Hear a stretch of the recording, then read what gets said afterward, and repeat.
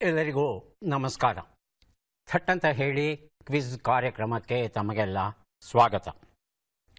ವೈದ್ಯರ ಹತ್ತಿರ ಹೋದಾಗ ನಮ್ಮ ಕಥೆ ಎಲ್ಲ ಕೇಳಿ ನಮ್ಮ ದೇಹವನ್ನು ಪರೀಕ್ಷೆ ಮಾಡಿ ಯಾವ ಸ್ವರೂಪದ ಕಾಯಿಲೆ ನಮಗಾಗಿರಬಹುದು ಎನ್ನುವ ಒಂದು ಅಂದಾಜು ತೀರ್ಮಾನಕ್ಕೆ ಬಂದು ಆ ಅಂದಾಜು ಎಷ್ಟರ ಮಟ್ಟಿಗೆ ಸರಿ ಅನ್ನೋದನ್ನು ಖಚಿತಪಡಿಸ್ಕೊಳ್ಳೋದಕ್ಕೆ ಕೆಲವು ಪರೀಕ್ಷೆಗಳನ್ನು ಮಾಡ್ಕೊಂಡು ಬನ್ನಿ ಅಂತ ಹೇಳ್ತಾರೆ.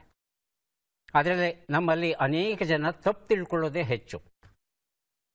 ಡಾಕ್ಟ್ರಿಗೂ ಲ್ಯಾಬ್ ಅವ್ರಿಗೂ ಏನೋ ಸಂಬಂಧ ಇದೆ, ಹಾಗಾಗಿ ಸುಮ್ಮನೆ ಪರೀಕ್ಷೆಗಳನ್ನು ಬರೆಸ್ತಾರೆ. ಇವರು ದುಡ್ಡು ಖರ್ಚು ಮಾಡಿಸ್ತಾರೆ, ನಮಗೆ ಇವ್ರಿಗೆ ಅದರಲ್ಲಿ ಏನೋ ಕಮಿಷನ್ ಇರಬೇಕು, ಹೀಗೆ ದಾರಿ ಉದ್ದಕ್ಕೂ ಬೈಕೊಂಡು ಬರ್ತಾರೆ ಕೆಲವು ರೋಗಿಗಳು. ಆದರೆ ಕನ್ನಡದಲ್ಲಿ ಪ್ರಕಟವಾಗಿರೋ ಈ ಒಂದು ಪುಸ್ತಕವನ್ನು ನೋಡ್ತು ಅಂದರೆ ಅವರು ತಮ್ಮ ಅನಿಸಿಕೆಯನ್ನು ಬದಲಿಸಿಕೊಳ್ಳಲೇಬೇಕಾಗುತ್ತೆ. ಆ ಪುಸ್ತಕವೇ ಸಾಮಾನ್ಯ ಪ್ರಯೋಗಾಲಯ ಪರೀಕ್ಷೆಗಳು.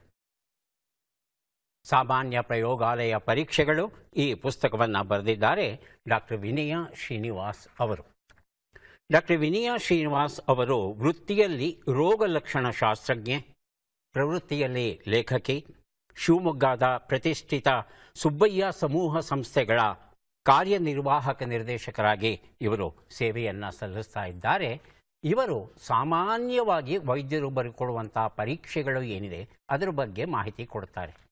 ವೈದ್ಯರು ಯಾಕೆ ಪರೀಕ್ಷೆಗಳನ್ನು ಸೂಚಿಸ್ತಾರೆ, ಆ ಪರೀಕ್ಷೆಗಳಲ್ಲಿ ಬರುವ ಫಲಿತಾಂಶವನ್ನು ಅಧ್ಯಯನ ಮಾಡಿದ ಮೇಲೆ ರೋಗ ಅವರಿಗೆ ಖಚಿತವಾಗಿ ಗೊತ್ತಾಗುತ್ತಾ ಇಲ್ವಾ? ಗೊತ್ತಾದರೆ ಬಹಳ ಸಂತೋಷ. ಆಗ ಆ ರೋಗವನ್ನು 100ಕ್ಕೆ 100ರಷ್ಟು ಗುಣಪಡಿಸುವಂಥ ಔಷಧವನ್ನು ಕೊಡಲಿಕ್ಕೆ ಸಹಾಯವಾಗುತ್ತೆ. ಈ ರೀತಿಯಾದ ಪರೀಕ್ಷಾ ಫಲಿತಾಂಶ ಇಲ್ಲದೆ ಹಾಗೆ ಕೊಡಬೇಕು ಅಂದರೆ ವೈದ್ಯರು ತಮ್ಮ ಅನುಭವದ ಆಧಾರದ ಮೇಲೆ ಚಿಕಿತ್ಸೆಯನ್ನು ಕೊಡಬೇಕಾಗುತ್ತೆ. ಹಾಗಾಗಿ ಎಷ್ಟೋ ಸಂದರ್ಭಗಳಲ್ಲಿ ಅನುಭವ ಆಧಾರಿತ ಚಿಕಿತ್ಸೆಗಿಂತ ನಿಖರವಾದ ಚಿಕಿತ್ಸೆಯನ್ನು ಕೊಡೋದು ಬಹಳ ಒಳ್ಳೆಯದು. ಉದಾಹರಣೆಗೆ ಉರಿಮೂತ್ರ. ಉರಿಮೂತ್ರಕ್ಕೆ ಹಲವಾರು ಬ್ಯಾಕ್ಟೀರಿಯಾಗಳು, ವೈರಸ್ಗಳು, ಶಿಲೀಂಧ್ರಗಳು ಕಾರಣವಾಗುತ್ತೆ.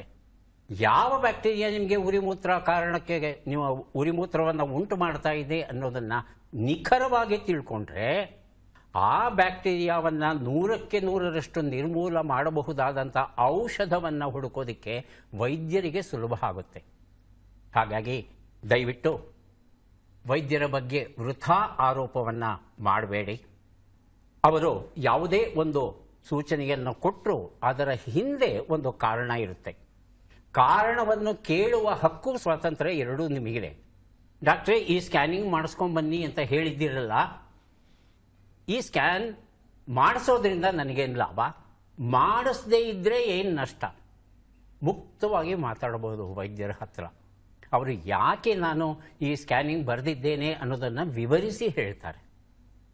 ಹಾಗಾಗಿ ವೈದ್ಯರ ಬಗ್ಗೆ ವೃಥಾ ದೂರದೆ ನಮ್ಮ ಆರೋಗ್ಯದ ಬಗ್ಗೆ, ನಮ್ಮ ಔಷಧಗಳ ಬಗ್ಗೆ, ನಮ್ಮ ಪ್ರಯೋಗಾಲಯ ಪರೀಕ್ಷೆಗಳ ಬಗ್ಗೆ ಒಂದು ಪ್ರಾಥಮಿಕ ತಿಳಿವಳಿಕೆಯನ್ನು ನಾವು ಪಡೆಯೋದು ಬಹಳ ಒಳ್ಳೆಯದು. ಅಂತಹ ತಿಳುವಳಿಕೆಯನ್ನು ನೀಡುವಂತಹ ಸೊಗಸಾದ ಕೃತಿ ಸಾಮಾನ್ಯ ಪ್ರಯೋಗಾಲಯ ಪರೀಕ್ಷೆಗಳು. ಇದನ್ನು ಬರೆದಿದ್ದಾರೆ ಡಾಕ್ಟರ್ ವಿನಯಾ ಶ್ರೀನಿವಾಸ್ ಅವರು.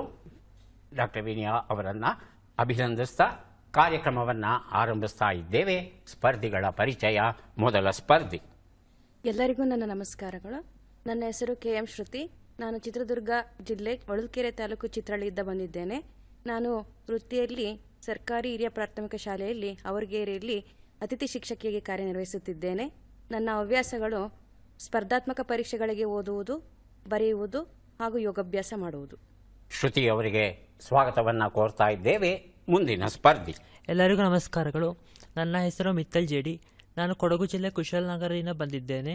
ನಾನು ಭಾರತ ಮಾತಾ ಪದವಿ ಕಾಲೇಜಿನಲ್ಲಿ ಅಂತಿಮ ವರ್ಷದ BComನಲ್ಲಿ ಓದುತ್ತಿದ್ದೇನೆ. ನನ್ನ ಹವ್ಯಾಸಗಳು ದಿನಪತ್ರಿಕೆ ಓದುವುದು, ತಪ್ಪದೆ ತಟ್ಟಂತ ಹೇಳಿ ಕಾರ್ಯಕ್ರಮವನ್ನು ನೋಡುವುದು. ಮಿತ್ತಲ್ ಅವರಿಗೆ ಸ್ವಾಗತವನ್ನು ಕೋರ್ತಾ ಇದ್ದೇವೆ.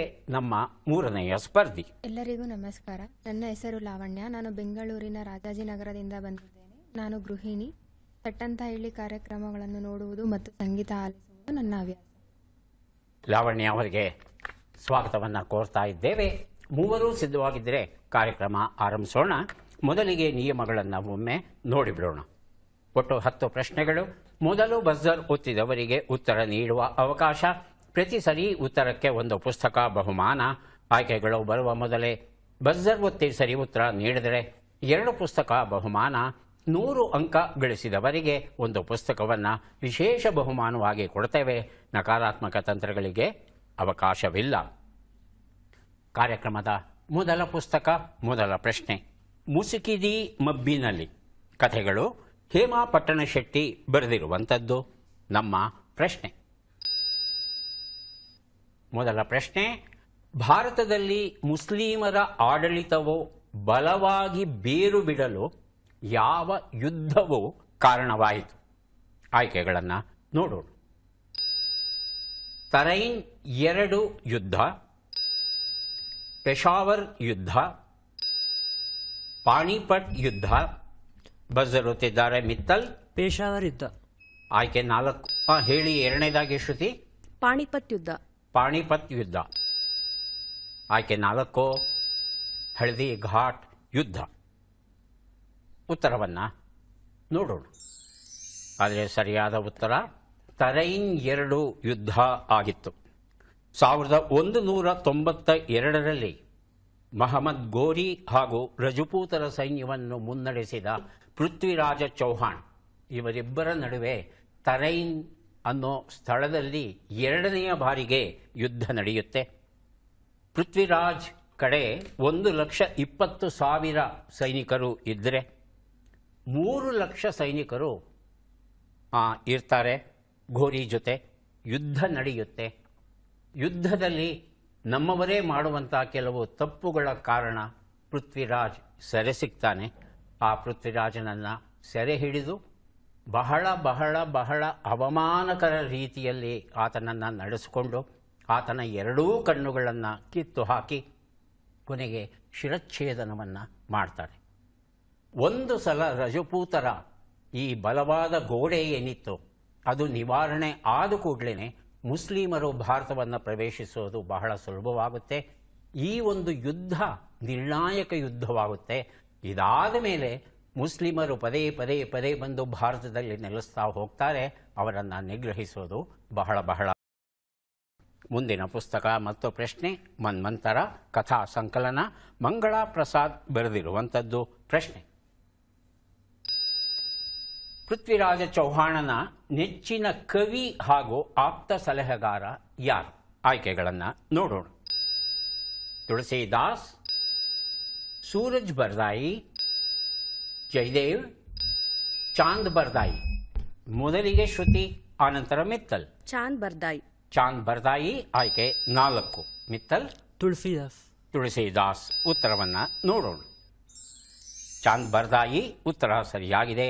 ಮನ್ವಂತರ ಈ ಕಥಾ ಸಂಕಲನವನ್ನು ಶ್ರುತಿ ಅವರಿಗೆ ಕೊಟ್ಟಿದ್ದೇವೆ. ಚಾಂದ್ ಬರ್ದಾಯಿ ಬ್ರಜ್ ಭಾಷೆಯಲ್ಲಿ ತನ್ನ ಕಾವ್ಯವನ್ನು ರಚಿಸಿದಂತಹ ಕವಿಗಿಂತಲೂ ಹೆಚ್ಚಾಗಿ ಈತ ಪೃಥ್ವಿರಾಜನ ಆಪ್ತ ಮಿತ್ರ ಆಗಿರ್ತಾನೆ. 16ನೇ ಶತಮಾನದಲ್ಲಿ ಒಂದು ಕೃತಿ ರಚನೆಯಾಗುತ್ತೆ. ಸುಮಾರು 10,000 ಪದ್ಯಗಳು ಇರುವಂಥ ಒಂದು ಮಹಾಕಾವ್ಯ. ಆ ಮಹಾಕಾವ್ಯದಲ್ಲಿ ಈ ಯುದ್ಧ ಏನು ನಡೀತು, ತರೈನ್ 2 ಯುದ್ಧ ನಂತರದ್ದು, ಇದರ ಬಗ್ಗೆ ಎಲ್ಲ ಸಂಪೂರ್ಣ ಮಾಹಿತಿ ದೊರೆಯುತ್ತೆ. ಆದರೆ ಕೊನೆಯಲ್ಲಿ ಹೇಗೆ ಸತ್ರು ಪೃಥ್ವಿರಾಜ ಚೌಹಾಣ್ ಹಾಗೂ ಆತನ ನೆಚ್ಚಿನ ಗೆಳೆಯ ಚಾಂದ್ ಬರ್ದಾಯಿ ಹೇಗೆ ಸತ್ರು ಅನ್ನೋ ಮಾಹಿತಿಯನ್ನು ಮಾತ್ರ ಜಲ್ಹಣ ಅಂತ ಒಬ್ಬ ಮಗ ಚಾಂದ್ ಬರ್ದಾಯಿಗೆ, ಆ ಜಲ್ಹಣ ಅದನ್ನು ಪೂರ್ಣಗೊಳಿಸ್ತಾನೆ ಅನ್ನೋ ಮಾಹಿತಿ ನಮಗೆ ದೊರೆಯುತ್ತೆ. ಮುಂದಿನ ಪುಸ್ತಕ ಟಿ ಗಿರಿಜಾ ಅವರ ಸಂಸ್ಕರಣ ಗ್ರಂಥ ಅದಮ್ಯ. ಪ್ರಶ್ನೆ, ವಿಂಬಲ್ಡನ್ ಸ್ಪರ್ಧೆಯು ಯಾವ ಕ್ರೀಡೆಗೆ ಸಂಬಂಧಪಟ್ಟಿದೆ? ಆಯ್ಕೆಗಳನ್ನು ನೋಡೋಣ. Lawn tennis, table tennis, football ಹಾಗೂ ಹಾಕಿ. ಮೊದಲಿಗೆ ಬಜರ್ ಒತ್ತಿದ್ದಾರೆ ಶ್ರುತಿಯವರು. Lawn tennis. ಲಾನ್ ಟೆನ್ನಿಸ್ ಅಂತ ಹೇಳ್ತಾ ಇದ್ದಾರೆ. ಆಯ್ಕೆ 1. ಎರಡನೇದಾಗಿ ಬಜರ್ ಒತ್ತಿದ್ದಾರೆ ಮಿತ್ತಲ್ ಅವರು. Table tennis. Table tennis. Lavanya? ಅಕ್ಕಿ. ಉತ್ತರವನ್ನು ನೋಡೋಣ. ಲಾನ್ ಟೆನ್ನಿಸ್ ಅನ್ನೋದು ಸರಿಯಾದ ಉತ್ತರ ಆಗಿತ್ತು. ಈ ಉತ್ತರವನ್ನು ಶ್ರುತಿ ಕೊಟ್ಟಿದ್ದಾರೆ. ಅದಮ್ಯ ಈ ಒಂದು ಪುಸ್ತಕವನ್ನು ಅವರಿಗೆ ಕೊಟ್ಟಿದ್ದೇವೆ. ಟೆನ್ನಿಸಲ್ಲಿ ಸಾಮಾನ್ಯವಾಗಿ 2 ನಮೂನೆ ಉಂಟು. ಒಂದು ಲಾನ್ ಟೆನ್ನಿಸು, ಇನ್ನೊಂದು ಕ್ಲೇ ಕೋರ್ಟ್ ಟೆನ್ನಿಸ್ ಅಂತ ಹೇಳ್ತಾರೆ. ಲಾನ್ ಟೆನ್ನಿಸಲ್ಲಿ ಹುಲ್ಲು ಹಾಸು ಇರುತ್ತೆ. ಆ ಹುಲ್ಲು ಹಾಸಿನ ಮೇಲೇ ಆಟವನ್ನು ಆಡೋದು ಉಂಟು. ಮುಂದಿನ ಪುಸ್ತಕ ಸಮರ್ಪಣೆ. GK ಐತಾಳ್ ಅವರು ಬರೆದಂಥ ಕಾದಂಬರಿ ಇದು. ನಮ್ಮ ಪ್ರಶ್ನೆ: ಬಾಹ್ಯಾಕಾಶಯಾನಿಗಳಿಗೆ ಆಕಾಶವು ಯಾವ ಬಣ್ಣದಲ್ಲಿ ಕಾಣುತ್ತದೆ? ಶ್ರುತಿ ಮತ್ತು ಮಿತ್ತಲ್. ಕಪ್ಪು ಸರ್. ಕಪ್ಪು. ಮಿತ್ತಲ್. ಕಪ್ಪು. ಕಪ್ಪು. ಆಯ್ಕೆಗಳು: ನೀಲಿ, ಬಿಳಿ, ಕಪ್ಪು, ಕೆಂಪು. ಶ್ರುತಿ ಹೇಳ್ತಾರೆ ಕಪ್ಪು ಅಂತ, ಮಿತ್ತಲ್ಲು ಸಹ ಕಪ್ಪು ಅಂತ ಹೇಳಿದ್ದಾರೆ. ಹೌದಾ? ನೋಡೋಣ. ಕಪ್ಪು ಉತ್ತರ ಸರಿಯಾಗಿದೆ. ಸಮರ್ಪಣೆ ಈ ಕಾದಂಬರಿ ಕೃತಿಯನ್ನು ಶ್ರುತಿ ಅವರಿಗೆ ಕೊಟ್ಟಿದ್ದೇನೆ. ಶ್ರುತಿಯವರೇ, ಯಾಕೆ ಕಪ್ಪು ಕಾಣಬೇಕು? ಕಾರಣ ಏನು? ಸರ್, ನೀಲಿ ಬೆಳಕು ಚದುರುವಿಕೆ ಆಗುತ್ತೆ ಸರ್, ಸೂರ್ಯನ ಹತ್ರ ಇದ್ದಾಗ, ಭೂಮಿ ಇದ್ದ ನೋಡಿದಾಗ. ಆದರೆ ಬಾಹ್ಯಾಕಾಶದಲ್ಲಿ ಯಾವುದೇ ರೀತಿಯಂಥ ಬೆಳಕಿನ ಚದುರುವಿಕೆ ಕಾಣದೇ ಇರೋದ್ರಿಂದ ಕಪ್ಪು ಕಲರ್ ಕಾಣುತ್ತೆ ಸರ್. ಬೆಳಕಿನ ವಕ್ರೀಭವನ ಅಲ್ಲೇನೂ ನಡೆಯಲ್ಲ ಸರ್. ಮಿತ್ತಲ್ ಗೊತ್ತಿಲ್ಲ. ಮತ್ತೆ ಕಪ್ಪು ಅಂತ ಹೇಳಿದ್ರಲ್ಲ. ಇನ್ನೂ ಒಂದು ಪುಸ್ತಕ ಶ್ರುತಿಯವರು ಆಯ್ಕೆಗಳು ಬರೋಕ್ಕೆ ಮೊದಲೇ ಸರಿ ಉತ್ತರ ಕೊಟ್ಟಿದ್ದಾರೆ. ಮುಸುಕೆ ಮಬ್ಬಿನಲ್ಲಿ ಈ ಪುಸ್ತಕ ಹೆಚ್ಚುವರಿಯಾಗಿ ಕೊಟ್ಟಿದ್ದೇನೆ. ಕಣಗಳು ಏನು ವಾತಾವರಣದಲ್ಲಿರುತ್ತೆ ಅವು ಬೆಳಕನ್ನು ಚೆದುರಿಸುತ್ತೆ. ಕಣಗಳೇ ಇಲ್ಲದಂತಹ ಪ್ರದೇಶದಲ್ಲಿ ಬೆಳಕು ಇರುತ್ತೆ, ಬೆಳಕೆಲ್ಲೂ ಹೋಗೋದಿಲ್ಲ. ಚದುರುವಿಕೆ ಇರಲ್ಲ. ಆದರೆ ಆ ಬೆಳಕನ್ನ 7 ಬಣ್ಣಗಳಲ್ಲಿ ಚದುರಿಸುತ್ತಲ್ಲ, ಆ ಚದುರುವಿಕೆಯ ಕೆಲಸ ನಡೆಯಲ್ಲ. ಹಾಗಾಗಿ ಅದು ಬಹುಪಾಲು ಕಪ್ಪು ಬಣ್ಣಕ್ಕೆ ಕಾಣುತ್ತೆ. ಮುಂದಿನ ಪುಸ್ತಕ ಸಮೇತನಹಳ್ಳಿ ರಾಮರಾಯ ಅವರು ಬರೆದ ಶ್ರೀ ಪರಶುರಾಮ ವೇದಕಾಲೀನ ಕಾದಂಬರಿ ಇದು. ಅಪರೂಪದ ಕೃತಿ. ಪ್ರಶ್ನೆ: ಬಿಟ್ಟಕ್ಷರಗಳನ್ನು ತುಂಬಿ. ಜ, ಲ, ಗು, ಜಿ, ನ.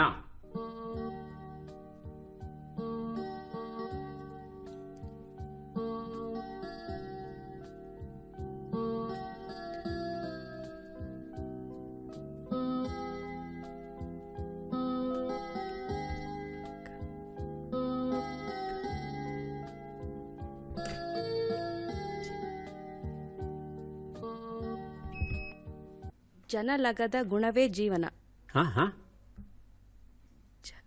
ಜನಲಗದ ಗುಣವೇ ಜೀವನ. ಹಾಗಂದ್ರೆ ಮಿತ್ತಲ್, ಲಾವಣ್ಯ, ಉತ್ತರವನ್ನು ನೋಡೋಣ. ಜಟಿಲವಾಗುತ್ತಿದೆ ಜೀವನ ಅನ್ನೋದು ಸರಿಯಾದ ರೂಪ ಆಗಿತ್ತು. ಮುಂದಿನ ಪುಸ್ತಕ ಇಂದಿನ ತೆಲುಗು ಕಥೆಗಳು. ಸಂಪಾದಕರು ಅನುವಾದಕರು ಗುರುಮೂರ್ತಿ ಪೆಂಡುಕೂರು ಅವರು. ಪ್ರಶ್ನೆ: ಈ ಕೆಳಗಿನ ಲೆಕ್ಕಗಳನ್ನು ಪೂರ್ಣಗೊಳಿಸಿ ಉತ್ತರಗಳನ್ನೆಲ್ಲ ಕೂಡಿ ಅಂತಿಮ ಉತ್ತರವನ್ನು ನೀಡಿ. ಲೆಕ್ಕಗಳು ಈಗ ಬಂದಿವೆ. 51 ಕೂಡು 23, 67 ಕಳೆ 18, 12 ಗುಣಿಸು 13, 225 ಭಾಗಿಸು 9.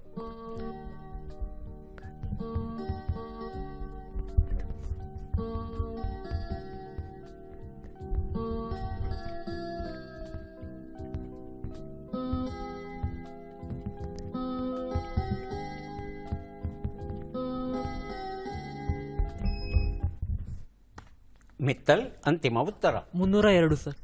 34 302. 302. ಶ್ರುತಿ 304 ಸರ್. 2 ವ್ಯತ್ಯಾಸ ಇದೆ ಇಬ್ಬರು ಉತ್ತರದಲ್ಲಿ. ಲಾವಣ್ಯ ಮಾಡ್ತಾ ಇದ್ದಾರೆ. ಉತ್ತರವನ್ನು ನೋಡ್ತಾ ಹೋಗೋಣ. ಒಂದು ಉತ್ತರ 74, 49, 156, 25, ಒಟ್ಟು ಕೂಡಿದ್ರೆ 304 ಬಂದಿದೆ. ಶ್ರುತಿ ಈ ಉತ್ತರ ಕೊಟ್ಟಿದ್ದಾರೆ. ಇಂದಿನ ತೆಲುಗು ಕಥೆಗಳು ಈ ಒಂದು ಪುಸ್ತಕವನ್ನು ಅವರಿಗೆ ಕೊಟ್ಟಿದ್ದೇವೆ. ವಸಂತ ಕಲ್ಬಾಗಲ್ ಬರೆದ ಅಡ್ಡಿತುಷ, ಬಕ್ಕಜಬಿನ್ನಿ ಮತ್ತು ಇತರೆ ಲಲಿತ ಪ್ರಬಂಧಗಳ ಕೃತಿ. ಪ್ರಶ್ನೆಯನ್ನು ನೋಡೋಣ. ಈ ಹೂವನ್ನು ಗುರುತಿಸಿ. ಚಿತ್ರವನ್ನು ನೋಡೋಣ.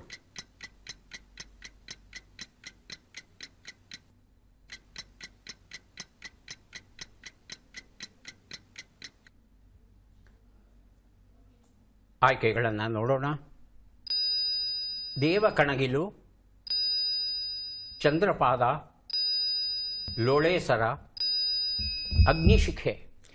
ಮೊದಲಿಗೆ ಶ್ರುತಿ, ನಂತರ ಮಿತ್ತಲ್. ಅಗ್ನಿಶಿಖೆ ಸರ್. ಅಗ್ನಿಶಿಖೆ ಆಯ್ಕೆ 4, ಮಿತ್ತಲ್. ಲೋಳೆಸರ. ಲೋಳೇಸರ ಆಯ್ಕೆ 3. ಉತ್ತರವನ್ನು ನೋಡೋಣ. ಲೋಳೇಸರ ಉತ್ತರ ಸರಿಯಾಗಿದೆ. ಮಿತ್ತಲ್ ಅವರಿಗೆ ಅಡ್ಡಿದುಷ ಬಕ್ಕಜಬಿನ್ನಿ ಎನ್ನುವ ಈ ಒಂದು ಪುಸ್ತಕವನ್ನು ಕೊಟ್ಟಿದ್ದೇವೆ. ಸುಮಾರು 4 ಅಡಿ ಎತ್ತರ ಬೆಳೆಯುತ್ತೆ ಲೋಳೇಸರ. ನೀರಿನ ಅಂಶ ತುಂಬಿರುತ್ತೆ ಇದರ ಎಲೆಗಳಲ್ಲಿ. ಅಪಾರವಾದ ವೈದ್ಯಕೀಯ ಗುಣಗಳನ್ನು ಒಳಗೊಂಡಿದೆ. 99% ನೀರಿನ ಅಂಶ, 1% ಗ್ಲೈಕೋಪ್ರೋಟೀನ್ ಮತ್ತು ಪ್ಯಾಲಿಸಾಕರೈಡ್ ಅಂತಕ್ಕಂಥ ರಾಸಾಯನಿಕ ವಸ್ತುಗಳು ಇವೆ. ಈ ರಾಸಾಯನಿಕ ವಸ್ತುಗಳು ಅನೇಕ ವೈದ್ಯಕೀಯ ಗುಣಗಳನ್ನು ಒಳಗೊಂಡಿದೆ ಅಂತ ಹೇಳ್ತಾರೆ. ಆದರೆ ಒಂದು ಸಲಹೆ, ದಯವಿಟ್ಟು ಸ್ವಯಂ ವೈದ್ಯಕೀಯ ಮಾಡ್ಕೋಬೇಡಿ.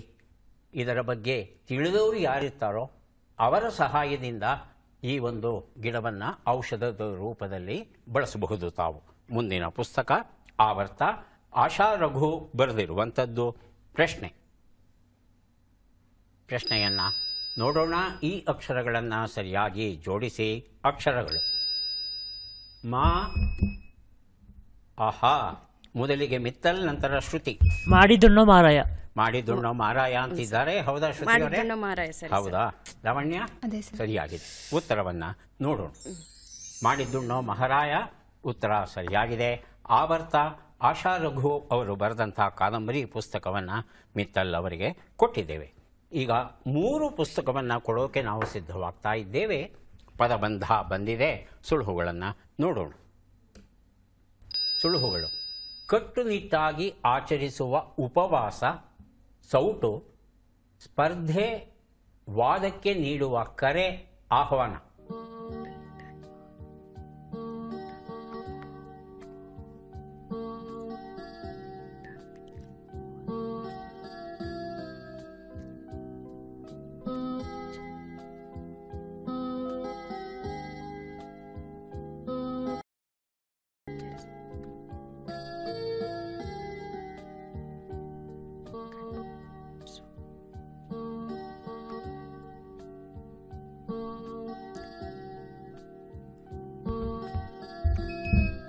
ಬಜರ್ ಮೊದಲಿಗೆ ಹೊತ್ತಿದ್ದಾರೆ ಲಾವಣ್ಯ ಅವರು. ಒಂದು ಉತ್ತರ ವ್ರತಾಚರಣೆ. ವ್ರತಾಚರಣೆ. ಕಟ್ಟುನಿಟ್ಟಾಗಿ ಆಚರಿಸುವ ಉಪವಾಸ. ಕನ್ನಡದಲ್ಲಿ ಬಹಳ ಸುಂದರವಾದ ಶಬ್ದ ಇದೆ. ಮಿತ್ತಲ್, ಶ್ರುತಿ, ಒಂದನೇದಕ್ಕೆ ಉತ್ತರ ಕೊಡ್ತೇನೆ. 2, 3 ತಾವು ಪ್ರಯತ್ನಿಸಬಹುದು. ಒಂದು ಉತ್ತರ ನಿಟ್ಟುಪವಾಸ ಅಂತ ಹೇಳ್ತಾರೆ. 2 ಉತ್ತರ ಯಾರು ಬೇಕಾದರೂ ಬಜರ್ ಒತ್ತಬಹುದು, ಉತ್ತರ ಕೊಡಬಹುದು. ಮೊದಲಿಗೆ ಶ್ರುತಿ, ನಂತರ ಮಿತ್ತಲ್. ಶ್ರುತಿ ಸಟ್ಟುಗ, ಮಿತ್ತಲ್ ಅದೇ ಫಟ್ಟು. ಉತ್ತರವನ್ನು ನೋಡೋಣ. ಸಟ್ಟುಗ ಉತ್ತರ ಸರಿಯಾಗಿದೆ. ಬಸವನಗುಡಿ ಅಂದು ಕಂಡಂತೆ ಈ ಪುಸ್ತಕ ಕೊಟ್ಟಿದ್ದೇನೆ.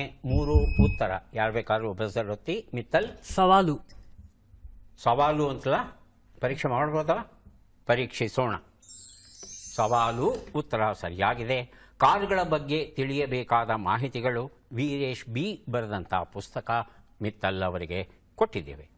ಈಗ ನಾವು ಬಂದಿದ್ದೇವೆ ಕೊನೆಯ ಘಟ್ಟಕ್ಕೆ. ಚಟ್ಪಟ್ ಚಿನ್ಕುರಳಿ. 5 ಪ್ರಶ್ನೆಗಳು. ಶ್ರುತಿ ಅವರಿಗೆ ಅವಕಾಶ. ಶ್ರುತಿ, ಸಿದ್ಧವಾಗಿದ್ದೀರಾ? ಮೊದಲ ಪ್ರಶ್ನೆ: ಮಂಗಚೇಷ್ಟೆ ಎನ್ನುವ ನುಡಿಗಟ್ಟಿನ ಅರ್ಥವೇನು? ಚಪಲ ಸ್ವಭಾವ, ಹುಟ್ಟುಗುಣ. ಚಪಲ ಸ್ವಭಾವ. ಮುಂದಿನ ಪ್ರಶ್ನೆ: ಚಿಕ್ಕಪ್ಪನ ಹೆಂಡತಿ ಚಿಕ್ಕಮ್ಮ ಎಂಬ ಅರ್ಥವನ್ನು ಕೊಡುವ ಶಬ್ದ ಯಾವುದು? ಕಕ್ಕಿ, ಕಕ್ಕು. ಕಕ್ಕಿ. ಮುಂದಿನ ಪ್ರಶ್ನೆ: ಕುರುಕ್ಷೇತ್ರ ಯುದ್ಧದಲ್ಲಿ ಭೀಮನು ಕರ್ಣನ ಮಗನನ್ನ ಕೊಂದನು, ಅವನ ಹೆಸರೇನು? ಸುಷೇಣ, ಸುಶರ್ಮ. ಸುಷೇಣ.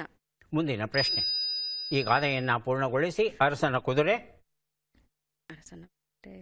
ಮುಂದಿನ ಪ್ರಶ್ನೆ: ಈ ಒಗಟನ್ನು ಬಿಡಿಸಿ. 2 ಕುದುರೆ, ಒಂದು ಕಪ್ಪು, ಒಂದು ಬಿಳುಪು, ಒಂದೇ ಸಮನೆ ಓಡುತ್ತಿವೆ. ಯಾವುದೂ ಗೆಲ್ಲೋಲ್ಲ, ಯಾವುದೂ ಸೋಲ. ಕಾಲು ಸರ್. ಕಾಲು. ಕಾಲುಗಳು. ಕಾಲುಗಳು. ಕಪ್ಪು ಬಿಳುಪು ಯಾಕೆ ಕಾಲುಗಳ ಹತ್ರ? ಕಣ್ಣು ಇರ್ಬೇಕು ಸರ್. ಕಪ್ಪು ಬಿಳುಪು ಅಂದರೆ ಕಣ್ಣು. ಉತ್ತರವನ್ನು ನೋಡ್ತಾ ಹೋಗೋಣ. ಮಂಗಚೇಷ್ಟೆ, ಚಪಲ ಸ್ವಭಾವ, ಉತ್ತರ ಸರಿಯಾಗಿದೆ. 2 ಉತ್ತರ. ಚಿಕ್ಕಪ್ಪನ ಹೆಂಡತಿ, ಕಕ್ಕಿ ಸರಿಯಾಗಿದೆ. 3 ಉತ್ತರ. ಸುಷೇಣ ಸರಿಯಾಗಿದೆ. 4ನೇ ಪ್ರಶ್ನೆಗೆ ಉತ್ತರ ಅರಸನ ಕುದುರೆ ಲಾಯದಲ್ಲೇ ಮುಪ್ಪಾಯಿತು. 5ನೇ ಪ್ರಶ್ನೆಗೆ ಉತ್ತರ ಇದು ಹಗಲು ರಾತ್ರಿ. ಸರಿಯಾದ ಉತ್ತರ ಹಗಲು ರಾತ್ರಿ ಆಗಿತ್ತು. ಎಷ್ಟು ಸರಿ ಉತ್ತರ ಕೊಟ್ರಿ? 3 ಅಲ್ವಾ? 3 ಪುಸ್ತಕಗಳನ್ನು ತಮಗೆ ಕೊಡ್ತಾ ಇದ್ದೇವೆ. ಈಗ ಅವಕಾಶ ಮಿತ್ತಲ್ ಅವರಿಗೆ ಬರ್ತಾ ಇದೆ. ಸಿದ್ಧವಾಗಿದ್ದರೆ ಪ್ರಶ್ನೆಗಳನ್ನು ಆರಂಭಿಸ್ತೇವೆ. ಮೊದಲ ಪ್ರಶ್ನೆ, ಮಂಗಮಾಯವಾಗು ಎನ್ನುವ ನುಡಿಗಟ್ಟಿನ ಅರ್ಥವೇನು? ಕಣ್ಣಿಗೆ ಕಾಣುವಂತಾಗು, ಕಣ್ಣಿಗೆ ಕಾಣದಂತಾಗು. ಕಣ್ಣಿಗೆ ಕಾಣದಂತಾಗು. ಮುಂದಿನ ಪ್ರಶ್ನೆ, ದೀವಟಿಗೆ ದಪ್ಪ ಬತ್ತಿ ಎಂಬ ಅರ್ಥವನ್ನು ಕೊಡುವ ಶಬ್ದ ಯಾವುದು? ಕಕ್ಕಡ, ಕಕ್ಕರ. ಕಕ್ಕಡ. ಮುಂದಿನ ಪ್ರಶ್ನೆ, ಕರ್ಣನ ಮಕ್ಕಳು ಸತ್ಯಸೇನ, ಚಿತ್ರಸೇನ ಮತ್ತು ಸುಶರ್ಮ ಕುರುಕ್ಷೇತ್ರ ಯುದ್ಧದಲ್ಲಿ ಯಾರು ಇವರನ್ನ ಕೊಂದರು? ಅರ್ಜುನ, ನಕುಲ. ಅರ್ಜುನ. ಮುಂದಿನ ಪ್ರಶ್ನೆ, ಈ ಗಾದೆಯನ್ನು ಪೂರ್ಣಗೊಳಿಸಿ. ಅರಮನೆಯ ಮುಂದಿರಬೇಡ. ಮುಂದಿನ ಪ್ರಶ್ನೆ, ಈ ಒಗಟನ್ನು ಬಿಡಿಸಿ. ಎಷ್ಟು ಬೇಡಿದರೂ ಅಂದಾತಿ ಅಂದ ಹೂಗಿಡ ಮರಗಳನ್ನು ಕತ್ತರಿಸಿ ಎಸೆವ ನಿರ್ದಯಿ ಕೊಲೆಗಾರ ನಿನಗೆ ಧಿಕ್ಕಾರ. ಕೊಡಲಿ. ಕೊಡಲಿ. ಉತ್ತರವನ್ನು ನೋಡ್ತಾ ಹೋಗೋಣ. 1 ಉತ್ತರ ಮಂಗಮಾಯವಾಗೋ, ಕಣ್ಣಿಗೆ ಕಾಣದಂತಾಗೋ ಉತ್ತರ ಕೊಟ್ಟಿದ್ದೀರಾ. 2ನೇ ಪ್ರಶ್ನೆಗೆ ಉತ್ತರ ಕಕ್ಕಡ ಆಗಿತ್ತು, ಕಕ್ಕರ ಅಂತ ಹೇಳಿದ್ರಿ. 3ನೇ ಪ್ರಶ್ನೆಗೆ ಉತ್ತರ ನಕುಲ ಕೊಲ್ತಾನೆ, ಅರ್ಜುನ ಅಲ್ಲ. 4ನೇ ಪ್ರಶ್ನೆಗೆ ಉತ್ತರ ಅರಮನೆಯ ಮುಂದಿರಬೇಡ, ಕುದುರೆಯ ಹಿಂದಿರಬೇಡ ಅನ್ನೋದು ಸರಿಯಾದ ರೂಪ. 5ನೇ ಪ್ರಶ್ನೆಗೆ ಉತ್ತರ ಇದು ಸಾವು, ಯಮ.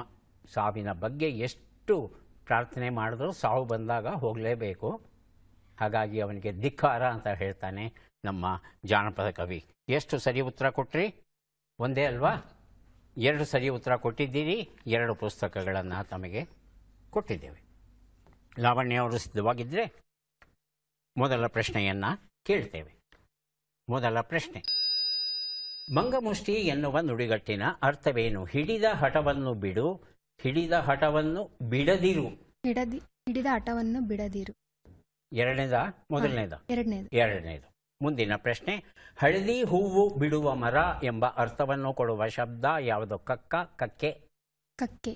ಮುಂದಿನ ಪ್ರಶ್ನೆ, ಕರ್ಣಪ್ರಯಾಗದಲ್ಲಿ ಯಾವ ನದಿಯು ಅಲಕನಂದೆಯನ್ನ ಸೇರುತ್ತದೆ? ಪಿಂಡಾ ನದಿ, ಸುವರ್ಣಮುಖಿ ನದಿ. ಸುವರ್ಣಮುಖಿ ನದಿ. ಮುಂದಿನ ಪ್ರಶ್ನೆ, ಈ ಗಾದೆಯನ್ನ ಪೂರ್ಣಗೊಳಿಸಿ. ಹುತ್ತವನ್ನು ಬಡಿದರೆ ಹಾವು ಸತ್ತಿತು. ಮುಂದಿನ ಪ್ರಶ್ನೆ, ಈ ಒಗಟನ್ನು ಬಿಡಿಸಿ. ಅರಮನೆಯ 30 ಸರದಾರರಲ್ಲಿ 29 ಜನರನ್ನ ಕಾಣಬಹುದು, 30ನೆಯವನನ್ನು ಮಾತ್ರ ಕಾಣಲು ಸಾಧ್ಯವೇ ಇಲ್ಲ ಅಂತ ಹೇಳ್ತಾ ಇದ್ದಾರೆ. ಯಾಕೆ ಅಂತ ತಿಳ್ಕೋಬೇಕಾಗಿದೆ. ಉತ್ತರಗಳನ್ನು ನೋಡ್ತಾ ಹೋಗೋಣವಾ? ಉತ್ತರಗಳು. 1 ಉತ್ತರ ಮಂಗಮುಷ್ಟಿ, ಹಿಡಿದ ಹಠವನ್ನು ಬಿಡದಿರು, ಉತ್ತರ ಸರಿಯಾಗಿದೆ. 2ನೇ ಪ್ರಶ್ನೆಗೆ ಉತ್ತರ ಕಕ್ಕೆ, ಸರಿಯಾಗಿದೆ. 3ನೇ ಪ್ರಶ್ನೆಗೆ ಉತ್ತರ ಪಿಂಡಾ ನದಿಯಾಗಿತ್ತು, ಸುವರ್ಣಮುಖಿ ಅಂತ ತಾವು ಹೇಳಿದ್ರಿ. 4ನೇ ಪ್ರಶ್ನೆಗೆ ಉತ್ತರ ಹುತ್ತವನ್ನು ಬಡಿದರೆ ಹಾವು ಸಾಯುವುದೇ, ಉತ್ತರ ಕೊಟ್ಟಿದ್ದೀರಾ. 5ನೇ ಪ್ರಶ್ನೆಗೆ ಉತ್ತರ ಅಮಾವಾಸ್ಯೆಯ ಚಂದ್ರ. ಚಂದ್ರನನ್ನು 29 ದಿನಗಳ ಕಾಲ ನೋಡಬಹುದು, ಆದರೆ ಅಮಾವಾಸ್ಯೆಯ ದಿನದಂದು ಚಂದ್ರನನ್ನು ನೋಡಲಿಕ್ಕೆ ಸಾಧ್ಯ ಇಲ್ಲ.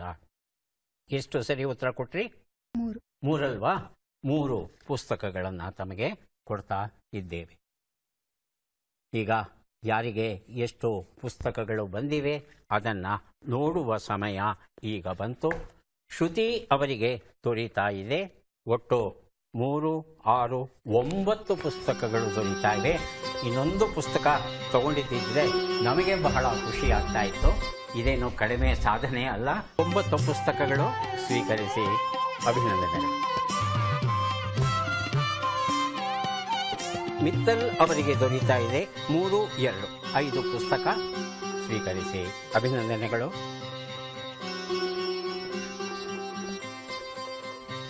3 ಪುಸ್ತಕ ದೊರೀತಾ ಇದೆ. ಸ್ವೀಕರಿಸಿ. ಅಭಿನಂದನೆ.